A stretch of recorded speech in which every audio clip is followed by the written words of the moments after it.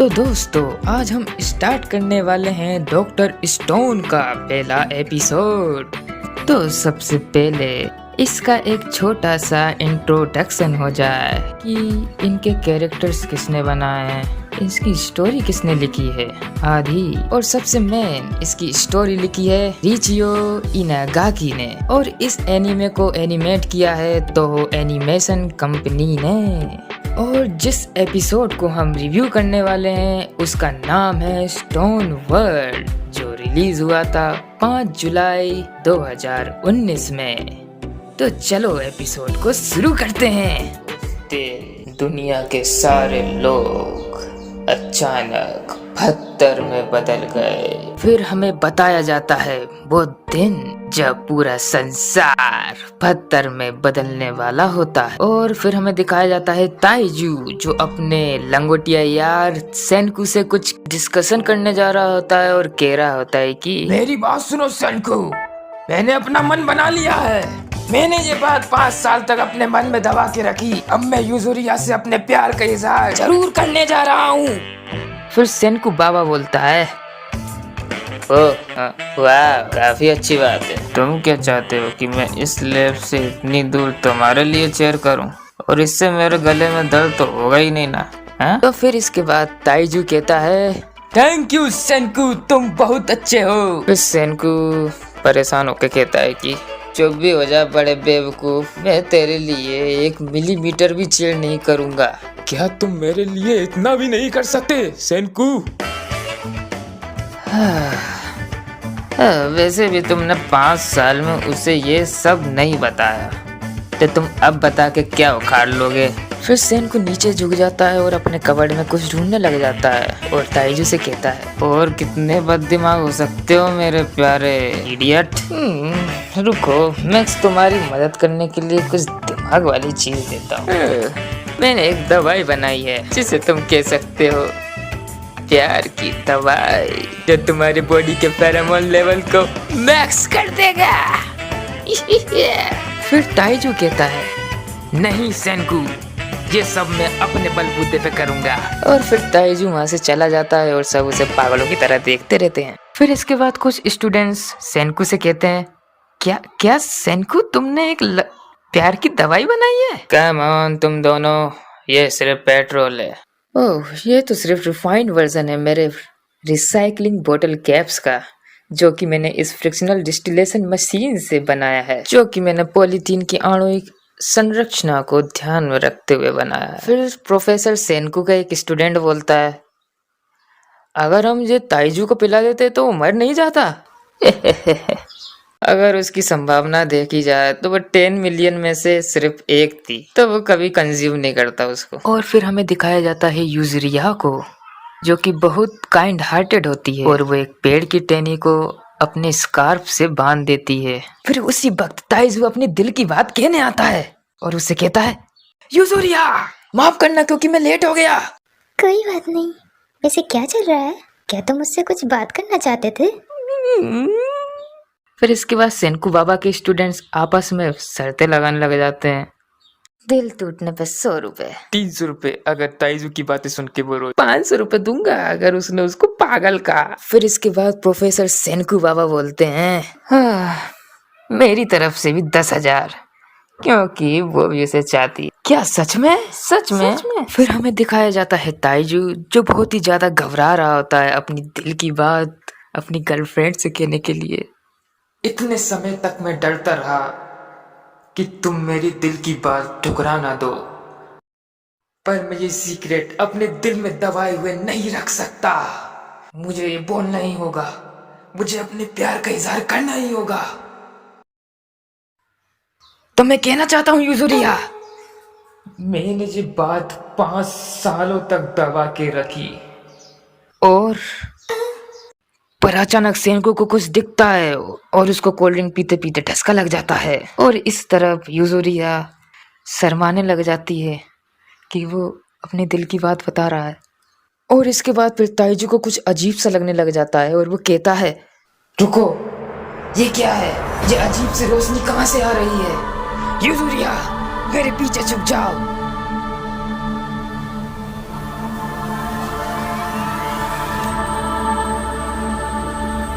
यूजुरिया, पेड़ को पकड़ लो। आखिर ये क्या मुसीबत है?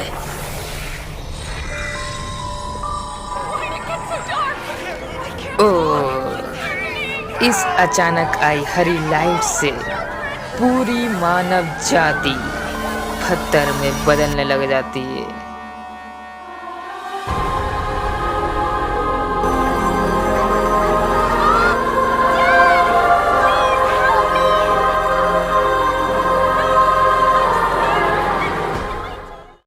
ताइजू चिल्ला के कहता है, मैं अभी तक जिंदा हूँ। उठो ताइजू, यूजुरिया स्मार्ट है, वो जरूर इस जगह से चली गई होगी, पर मैं भी कायरो के भांति नहीं मर सकता। मेरे को जीना होगा, मुझे यूजुरिया के लिए जरूर उठना होगा। और इन सब में सदियां बीत जाती हैं और हमें दिखाया जाता है ताइजू जिसके ऊपर कुछ बूंदें गिर रही होती हैं और आगे, और वो आजाद हो जाता है और कहता है, मैं आजाद हो गया। फिर वो जंगल में भटकने लग जाता है और सोचता है पहली बार पक्षियों को स्टोन बनने की घटना सामने आई थी। फिर वह अपनी प्रेमिका को ढूंढ लेता है और उसका शुक्रिया अदा करता है और उससे कहता है, यूजुरिया, सिर्फ तुम्हारी वजह से मैं जिंदा हो पाया। और जो हमें वो पेड़ दिखाया जाता है वह वही पेड़ होता है जिसमें यूजुरिया ने पट्टी बांधी थी। फिर ताइजू उस पेड़ का शुक्रिया अदा करता है और अपने प्रेमिका के पास जाता है और उसको उस पेड़ में संदेश नजर आता है और वो उसको पढ़ने लग जाता है और उसमें लिखा होता है, नदी के बहाव का पीछा करो प्यारे बेवकूफ। और फिर ताइजू वहाँ पहुँच जाता है और वहाँ उससे सेनकू से मुलाकात होती है और सेनकू भी उसका इंतजार कर रहा होता है और कहता है, लगता है तुम जाग गए। गुड मॉर्निंग बेवकूफ। सेनकू, तुम भी जिंदा हो। बेवकूफ, बहुत दिख रहा है तेरे, मुझसे चिपकने की हिम्मत ही मत करना, मैं मजाक नहीं कर रहा हूँ। फिर सेनकू उसको आज की तारीख बताता है। आज है 5 अक्टूबर 5738। और फिर ताइजू कहता है, आखिर तुम्हें ये सब पता कैसे चला? और वो कहता है, गिनती करके। क्या सेनकू, तुम इतने सालों से बस गिनती करते रहे? तो और मैं क्या करता? फिर सेनकू चलते चलते कहता है, जब मैं नींद से जागा तो सबसे बड़ी दिक्कत तो मेरे लिए खाना पानी जुटाने की ही थी। और यही सब बातें चलती रहती हैं जब वो घूमते रहते हैं जंगलों। और फिर सेनकू ताइजू को अपना ठिकाना बताता है और जिसे देख के ताइजू हक्का बक्का हो जाता है और उससे कहता है, सेनकू, क्या ये सब तुमने बनाया है? हाँ बड़े बेवकूफ। फिर सेनकू बाबा बोलते हैं, मुझे इंसानियत को जगाने के लिए तुम्हारी पावर की जरूरत है। मुझे पता था कि तुम कितने जिद्दी हो अपने प्यार को लेकर, तुम इतने कमजोर नहीं हो सकते थे। तो ताइजू, तुम मेरा साथ दोगे? ठीक है सेनकू, मैं तुम्हारी हर बात मानूंगा। 200 मिलियन साल हो गए थे इंसानों को डेवलप होने में, पर हमें ये एक बार में ही करना होगा और इसके लिए मैं साइंस का सहारा लूंगा कि ये सब स्टोन कैसे बन गए और साइंस की मदद से मैं इनका इलाज निकालूंगा। मैं वादा करता हूँ कि मैं सब पहले जैसा कर दूंगा। हाँ सेनकू, मैं भी अपनी यूजुरिया को जिंदा करूंगा। हम हाई स्कूल के बच्चे इस दुनिया के लिए एडम और ईव की तरह हैं, जो इस बंजर भूमि में वापस सिविलाइजेशन बनाएगा और सब दोबारा पहले जैसा कर देगा। और फिर इसके बाद ताइजू अपने ऊपर पूरी जवाबदारी लेता है कि वो खाना ढूंढ के लाएगा। और फिर इसके बाद ताइजू कुछ मशरूम और एक छोटा जानवर का शिकार करके लाता है, जिसमें से सेनकू कुछ मशरूमों को बाहर फेंक देता है। फिर ताइजू दूसरी तरफ फल ढूंढने जाता है जिसमें उसको मिलते हैं अंगूर और वो उसे टेस्ट करके देखता है तो वो कड़वे निकलते हैं। और फिर इसके बाद सीन चेंज होता है और सेनकू उसको उस गुफा में ले जाता है और फिर सेनकू उसे बताता है कि ये नाइट्रिक एसिड है जो इन चमगादड़ों के मल और मूत्र से बना है। तुम इसे मिरेकल फ्लूइड भी कह सकते हो। फिर सेनकू उस मिरेकल फ्लूइड को इकट्ठा कर लेता है और वो एक पक्षी पे उसे डाल के देखता है, पर कुछ भी नहीं होता। और ये देख के वो फ्रस्ट्रेशन में आ जाता है। मैं इस प्रोजेक्ट में पागलों की तरह लगा हूँ। मैंने हर चीज ट्राई करके देख ली कि आखिर जो कौन सा मटेरियल है जो सेल्स को प्रिजर्व कर सकता है। मुझे एक लैब की जरूरत है जो कि बारीकी से इस सब का जानकारी दे सके। फिर ताइजू कहता है, इसका मतलब साइंस भी इस सब को समझाने में असमर्थ हुआ। फिर सेनकू थोड़ा दिमाग लगा के सोचता है, अगर मैं नाइट्रिक एसिड और एल्कोहल को साथ में मिला दूं तो नाइथाइल प्रिपेयर हो जाएगा। ये केमिकल इस्तेमाल होता है मेटल्स को सॉफ्ट करने में। शायद इस पे भी काम कर जाए, पर एल्कोहल मिलेगा कहाँ से? फिर ताइजू कहता है, क्या एल्कोहल? क्या हम इस अंगूर की मदद से ये वाइन बना सकते हैं ना? वो भी तो एक प्रकार का एल्कोहल ही होता है। फिर सेनकू खुश हो जाता है और वो कहता है, बहुत बढ़िया आइडिया दिया मेरे प्यारे बेवकूफ। फिर वह दोनों वाइन बनाना शुरू कर देते हैं और सेनकू कहता है, वाइन बनाना बहुत ही सरल काम है।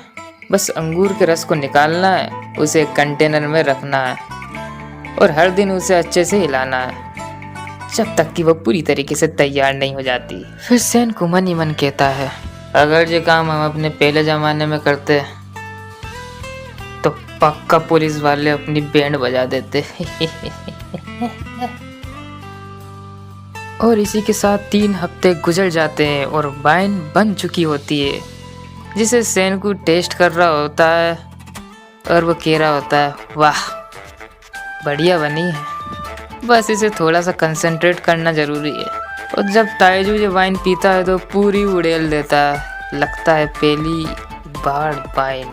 फिर सेनकू उस वाइन को डिस्टिलिंग करने जाता है, पर ताइजू को उस प्रोसेस के बारे में कुछ पता ही नहीं रहता। फिर सेनकू बाबा उसे समझाते हैं, डिस्टिलिंग मतलब गर्म करना, ठंडा करना और इस ठंडे पदार्थ को तरल में लिया, बस यही है डिस्टिलिंग।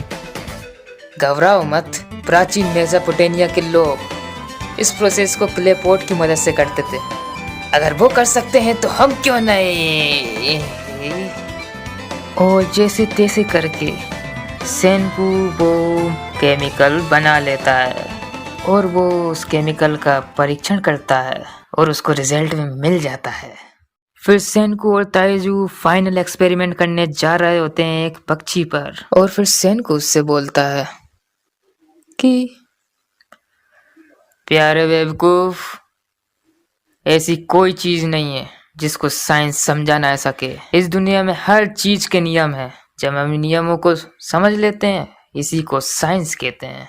और फिर चटकने की आवाज आती है पत्थर के बड़ में से, और वो पत्थर का बड़ आजाद हो जाता है और हवा में उड़ने लग जाता है और उन दोनों का एक्सपेरिमेंट सफल हो जाता है। और जिससे खुशी के मारे ताइजू